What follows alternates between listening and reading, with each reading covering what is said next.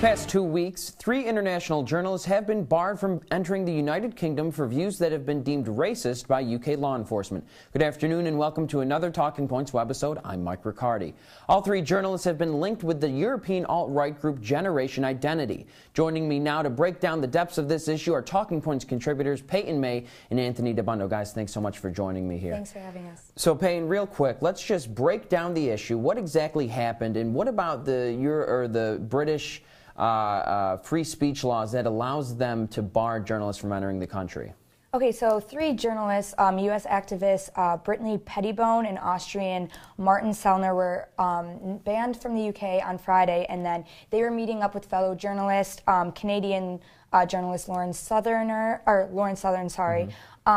on that Monday. So they were banned off of the premise for racist views. In the UK, their laws, they are allowed to ban people whose presence aren't conducive to the public good. So basically, Border Force just did not want them in and didn't have to keep them in. And I understand they were detained in France, correct? Yes. They were detained in 2 different areas, but basically any of them couldn't get in. And Anthony, how did we get to this point? Where did the alt-right movement really get its roots from? Right, well, the alt-right started in 2010 with Richard Spencer. He was the first person to really coin the term alt-right. But since that movement really got started, we've seen a large group of people, radical right-wingers, some would call it, in Europe and in the United States kind of form political parties and try to get political power. It all started with UKIP in the United Kingdom. Of course, Nigel Farage was the first person. He famously forced Cameron's hand and forced the Prime Minister to get the Brexit vote. And then the UKIP had that election. They won. They got the Brexit. That party has kind of disbanded. But we've seen that it hasn't been the end of the alt-right. In Germany, the Alternative for Germany, AfD party, they came in 3rd in last year's elections. And we've spent a lot of time here on Talking Points going over the Italian elections. You have Lega Nord, which is a very far-right group there, placing 3rd in the elections, but 1st in their coalition. Now the people are suggesting that they may be the ones that form a grand coalition with the winners Movimento Cinque Stelle. So you have a possibility there for them to get roots in the Italian government.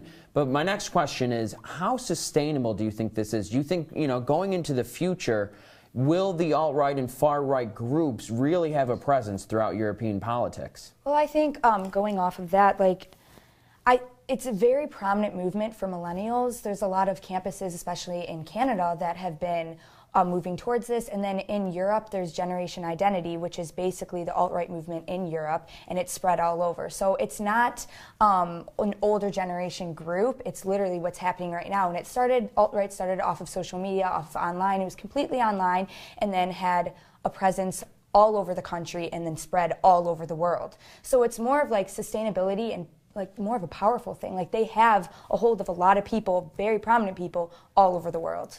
And part of it is based off of the fact that there's been a huge wave of immigration, specifically from Islamic countries in Europe, and they've seen this influx. And a lot of people, particularly white people, are very unhappy with the kind of development of the ethnic development of these countries, especially in France and in Hungary and in Germany. We've seen the influx has led to a lot of tensions on identity, and anytime you have identity politics on one side, there's naturally going to be a reaction from the other side, and that's kind of what we've seen with all of these parties. I'm curious to see, do they have enough of a majority? When we have these 5-6-way elections, they're getting 30-35% of the vote. But we saw in France, for example, when Marine Le Pen won the first round, but when the runoff rolled around, Emmanuel Macron and the more centrist party won 2/3 of the vote. So I'm interested to see, can they get a movement going that's sustainable, and can they broaden their coalition? Well, Anthony, you mentioned pushback from other groups. What does that look like?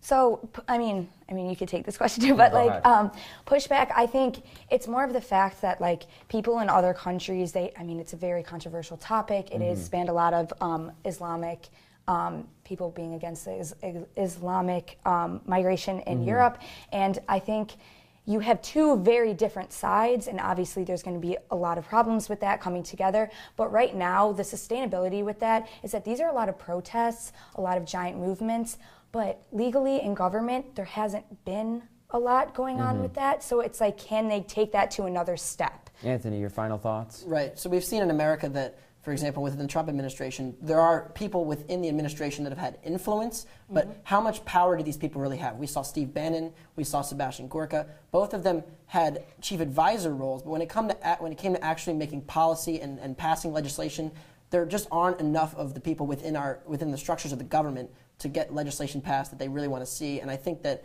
we've seen that kind of, at least in the Trump administration, that it's kind of been pushed aside, that Bannon has been removed, Gorka has been removed, and there's kind of a power struggle going on within the Republican Party and within the Trump administration as to who can kind of assert their dominance over the political discourse. Certainly something that we're going to continue to watch for here on Talking Points. Thanks so much for joining me. And that's all the time we have for this Talking Points webisode. For more Talking Points content like full shows, articles, and webisodes, visit CitrusTV.com and follow us on Twitter at CitrusTV News. Be sure to tune in next Thursday for a brand new episode of Talking Points. For Payton, May, and Anthony Dabbundo, I'm Mike Riccardi.